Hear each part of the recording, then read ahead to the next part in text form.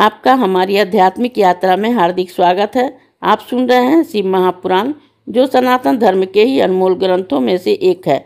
इस श्रृंखला में हम आपके लिए ही इस दिव्य ग्रंथ के प्रत्येक अध्याय का शाश्वत पाठ प्रस्तुत करेंगे। आइए इस ज्ञान और धर्म की ही यात्रा को आरंभ करें। भगवान महादेव की महिमा और उपदेश से ही सजी इस पावन कथा के साथ ही ओम नमः शिवाय। 45वां अध्याय। नारद मैना का संवाद। मैना बोली कि हे मुनीश्वर, मैं उन शंकर भगवान को देखना चाहती हूँ। उनका रूप कैसा है, जिनके लिए इतनी उत्तम तपस्या करनी पड़ी है। ऐसा कहकर हे नारद, तब मैना तुम्हारे साथ चंद्रशाला में गई। तब उनके इस अभिमान को जानकर अंतर्यामी शिव ने मुझ ब्रह्मा पर विष्णु से कहा कि हे भाइयों, तुम लोग अपने अपने देवताओं के साथ लेकर हिमालय के द्वार पर हमसे पृथक पृथक होकर चलो। हम सबके पीछे चलेंगे। शिव जी के इस कथन को विष्णु जी ने सबको समझा दिया। यह सब देवता उसी प्रकार चले। हे नारद, तब महल के ऊपर ही अट्टालिका पर चढ़ी मैना सभी का दर्शन करने लगी। देवताओं की सेना देख मैना साधारणतः प्रसन्न हुई। तब पहले अनेक पहाड़ों पर चढ़े गंधर्व आए, जो अनेक प्रकार की बाजे बजा रहे थे, जिनके हाथों में विचित्र पताकाएं फैला रही थी। साथ में ही अप्सराएं। फिर उनके स्वामी वसु थे, जिन्हें देखकर मैना बड़ी प्रसन्न हुई और बोली, क्या ये भी शिव है? हे नारद, तब तुमने मैना से कहा कि नहीं, ये पार्वती के पति शंकर नहीं है, ये तो उनके गण है। तब मैना ने सोचा कि जिसके गण इतने सुंदर हैं, तो न जाने शिव जी कैसे होंगे। पश्चात मणिगिरिवादी बहुत से यक्ष आए, जिनकी शोभा गंधर्वों से भी दूरी थी। तथा मणिगिरि को भी देखकर मैना ने कहा कि क्या यह पार्वती के स्वामी शिव है? तब तुमने कहा कि नहीं, ये तो शिव जी के सेवक है। इतने में ही अग्नि पहुंचे। उनमें मणिगिरि से भी दूरी शोभा थी। तब मैना ने पूछा, क्या यही गिरिजा के पति शंकर जी है? तब तुमने कहा नहीं। इतने में नृत्य आए, तो यम से भी दुगने सुंदर थे। मैना ने कहा कि क्या यह शिव जी है? तुमने कहा नहीं। इतने में वरुण आए, वह उनसे भी दुगने सुंदर थे। इस प्रकार फिर यक्षराज, कुबेर, किसान, फिर देवराज इंद्र, फिर चंद्रमा, फिर सूर्य, फिर तेजपुर, भृगु और फिर देवगुरु बृहस्पति, ये सभी एक दूसरे से बढ़कर ही दुगने सुंदर तेजस्वी ऋषि मुनि और देवता अपने गणों सहित वहां आए, जिन्हें देख कर मैना ने तुमसे यह कहा कि हे नारद, क्या ये ही पार्वती के पति शंकर जी हैं? तो तुमने कहा नहीं, ये अमुक अमुक देवता है। तब अपने और ऋषियों सहित धर्म पूज्य ब्रह्मा वहां पहुंचा, जिसकी सभी स्तुति कर रहे थे।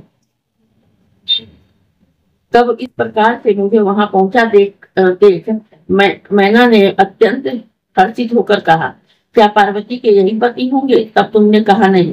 इतने में ही सर्व शोभा संपन्न मेघ के समान ही श्याम वर्ण वाले चतुर्भुज रूप धारण किए हुए विष्णु भगवान वहां चले आए, जिसमें करोड़ों कामदेव के समान ही शोभा हो रही। वे पीताम्बर को धारण किए अपने तेज से प्रकाशमान थे, जिनके कमल के समान नेत्र थे और जो शांत भाव से ही गरुड़ पर आरूढ़ थे। वे विष्णु शंखादि लक्षणों से युक्त एवं मुक्तादि से भी शोभित थे। उनके वक्ष स्थल में श्रीवत्स कार्य चिन्ह था।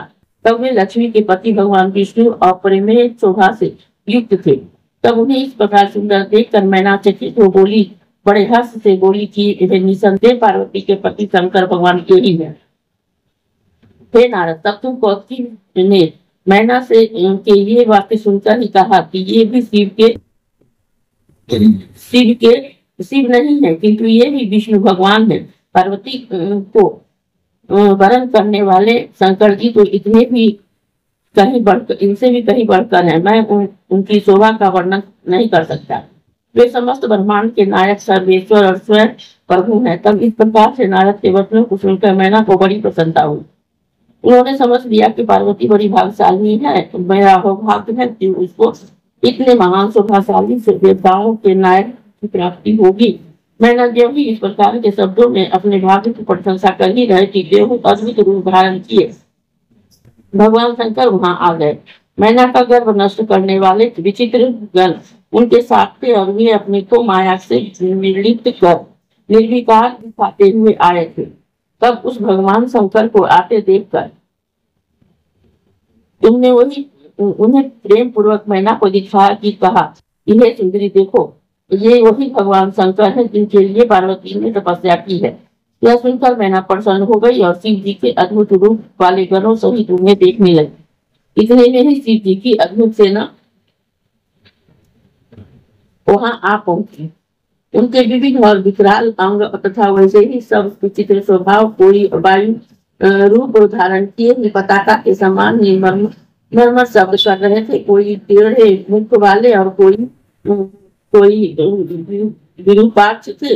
बहुतों को विकराल दाढ़ी मूछे थी, कोई पंगु, कोई नेत्रहीन, कोई दंड का पास धारण किए, किसी को हाथ में ही मुद्गर और कोई विरुद्ध बाहों पर चढ़ा हुआ था, कोई श्रृंगी बजा रहा था और कोई डमरू तथा कोई गोमुखी, कोई मुखी तथा किसी के विकट मुख थे। बहुत किसी के हाथ नहीं, किसी के विकट हाथ है, किसी के हाथ बहुत से हाथ थे, कोई नेत्रहीन, कोई बहुत नेत्र वाले, कोई सिर विहीन और किसी के बुरे सिर थे, किसी का कान नहीं तो किसी के बहुत से कान थे। इस प्रकार से अनेकों वेशधारी गण वहां आए। ऐसे सभी विपरीत आकार वाले ही अगणित महावीर तथा भयंकर अनेकों प्रबल गण थे। हे नारद, उसी समय सब गणों सहित कि तुमने भगवान शंकर को भी मैना को दिखा दिया, जिन्हें देखते ही मैना शोकाकुल हो गई।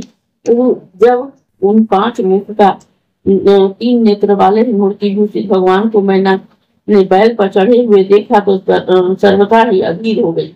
उसके सिर पर जटाएं का जूड़ा बंधा हुआ था, सिर पर चंद्रमा शोभित थे, दिग्गज हाथ थे और वे कपाल धारण किए हुए थे। वे व्याघ्र का चर्म ओढ़े हुए थे और उनके हाथ में ही पिनाक धनुष था।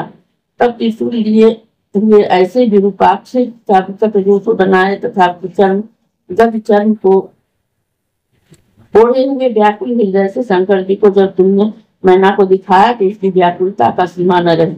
वे चकित हो कांपती हुई विह्वल और शांत हो गई। जब बुद्धिमती की बुद्धि जाती रही, उससे भी कुछ कहते न बना। तब उनकी इस दशा को देखकर तुमने उंगली से ही संकेत कर कहा, यह शिव जी है। मैना तुम्हारा यह वचन सुनते ही मैना को बड़ा दुख हुआ। वे तत्क्षण ही वायु से टूटी हुई लता के समान पृथ्वी पर गिर पड़ी और तुमसे बोली, अरे दुराग्रही, तूने मुझे ठग लिया है। ऐसा कहते ही वे तत्क्षण ही मूर्छित हो गई। उसकी सखियां उसे चेतना में लाने का उपचार करने लगी। धीरे धीरे उन्हें चेतना आई। इस अध्याय के श्रवण हेतु आपका हृदय से धन्यवाद। हम आशा करते हैं कि शिव महापुराण की यह दिव्य कथा आपको आध्यात्मिक शांति और गहन ज्ञान प्रदान कर रही होगी। कृपया अगले अध्याय के लिए हमारे साथ जुड़े रहें और अपने सुझाव एवं भावनाएं कमेंट के माध्यम से अवश्य साझा करें। धर्म, भक्ति और ज्ञान की इस पावन यात्रा में आपका साथ हमारे लिए अत्यंत मूल्यवान है। ओम नमः शिवाय। यदि यह प्रस्तुति आपको पसंद आई हो, लाइक करें, कमेंट करें, सब्सक्राइब जरूर करें, बेल आइकॉन दबाना ना भूलें ताकि अगला अध्याय आपसे छूटे नहीं। और इस पावन ज्ञान को ही शेयर करें अपने परिवार और मित्रों तक।